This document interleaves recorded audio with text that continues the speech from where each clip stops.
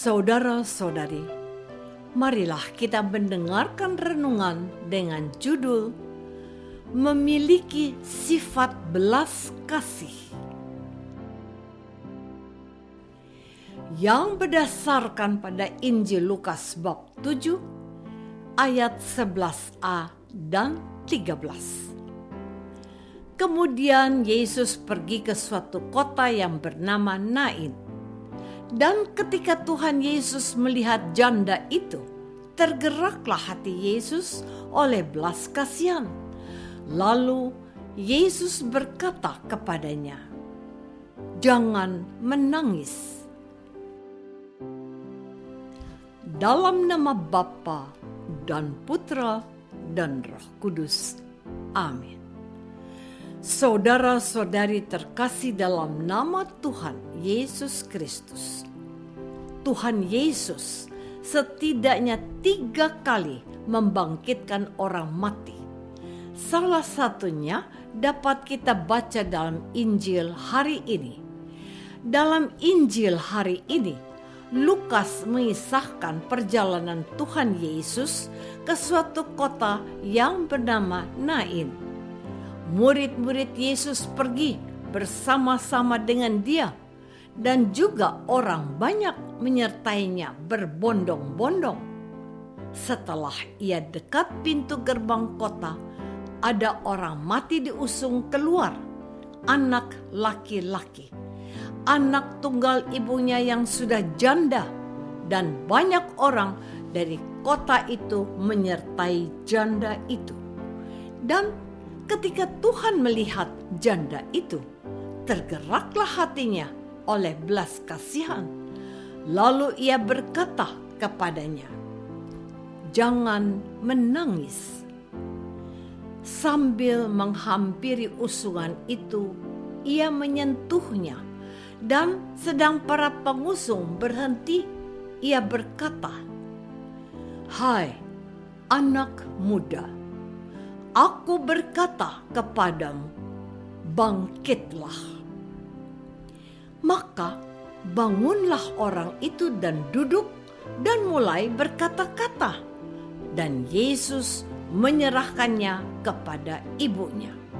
Semua orang itu ketakutan dan mereka memuliakan Allah sambil berkata, "Seorang nabi besar telah muncul di tengah-tengah kita, dan Allah telah melawat umat-Nya." Saudara-saudari terkasih, kisah Yesus menyembuhkan anak dari seorang janda di Nain menjadi buah bibir. Nain adalah satu desa kecil yang berada di daratan Yesreel, beberapa kilometer sebelah selatan Nazaret, di pinggir Hermon kecil. Penduduk kota Nain tentu saja belum pernah melihat seseorang yang mampu membangkitkan orang mati. Orang-orang Israel yang tinggal di Nain bisa jadi hanya mendengar cerita kehebatan Nabi Elia dalam Perjanjian Lama yang bisa membangkitkan anak seorang janda. Namun, kisah itu sudah terjadi ratusan tahun lalu. Maka, bisa saja orang Israel berpikir bahwa kisah membangkitkan orang mati hanyalah cerita kuno yang sulit dipercaya.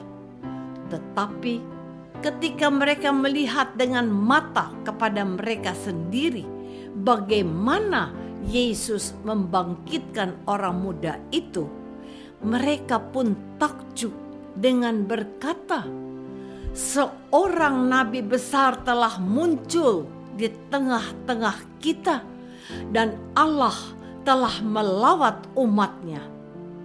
Dengan kata lain, orang Israel dan penduduk kota Nain melihat sebuah keajaiban yang sebelumnya cuma mereka dengar dari cerita nenek moyang mereka.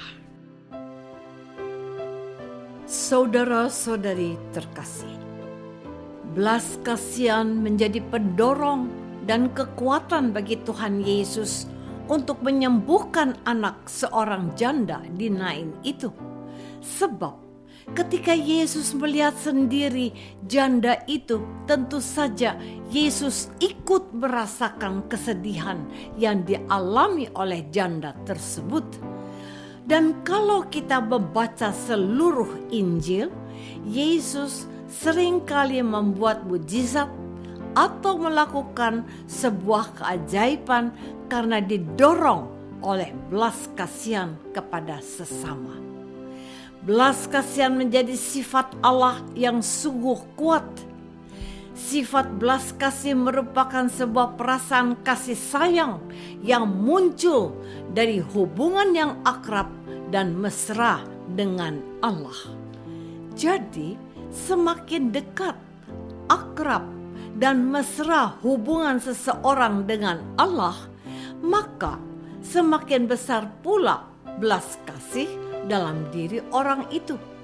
Sebaliknya, orang bahkan tidak memiliki belas kasih, kita pun bisa melihatnya dalam diri Yesus, karena belas kasihnya yang sangat besar dan kuat. Yesus mau menyentuh tempat jenazah. Padahal menurut aturan agama orang Israel, dengan menyentuh jenazah akan membuat seseorang jadi najis atau kotor. Saudara-saudari terkasih, belas kasihan menjadi sesuatu yang langka dan sulit dicari sekarang ini. Orang-orang termasuk para pengikut Yesus lebih sibuk dengan urusan masing-masing. Bahkan kita terbawa oleh arus dunia yang kejam, suka menghukum dan tega melakukan sesuatu yang jahat kepada sesama. Akibatnya semua manusia, termasuk kita, umat Katolik dan Kristen, hidup tanpa belas kasihan. Dalam situasi tersebut, kita rindu melihat tokoh dalam gereja seperti Paus Yohanes Paulus II yang memiliki sifat belas kasihan. Sifat belas kasih beliau tunjukkan pada waktu beliau ditembak oleh seorang pria bernama Mehmet Ali Aqsa. Tanggal 13 bulan Mei tahun 1981. Pada saat di penjara, Sri Paus mengunjungi Ali Aqsa dan berdoa serta mengampuni orang yang mau membunuhnya.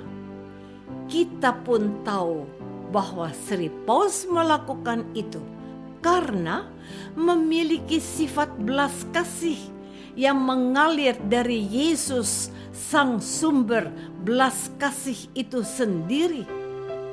Belas kasih itu akan hilang atau menjadi kering jika seseorang menjauhkan diri dari Allah. Maka kalau kita ingin memiliki sifat belas kasih, kita hendaknya mendekatkan diri dengan Allah. Apakah selama ini kita sudah memiliki sifat belas kasih dengan cara mengasihi dan mengampuni sesama yang telah berbuat salah? Marilah kita berdoa. Tuhan Yesus Kristus, Engkau adalah sumber belas kasih sejati.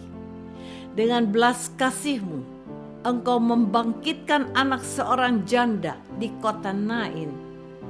Tuhan, bantulah kami untuk berbelas kasih kepada sesama, seperti Engkau telah berbelas kasih kepada kami dengan mengampuni dosa kami. Doa ini kami persembahkan dalam nama Yesus, Tuhan dan pengantara kami. Amin.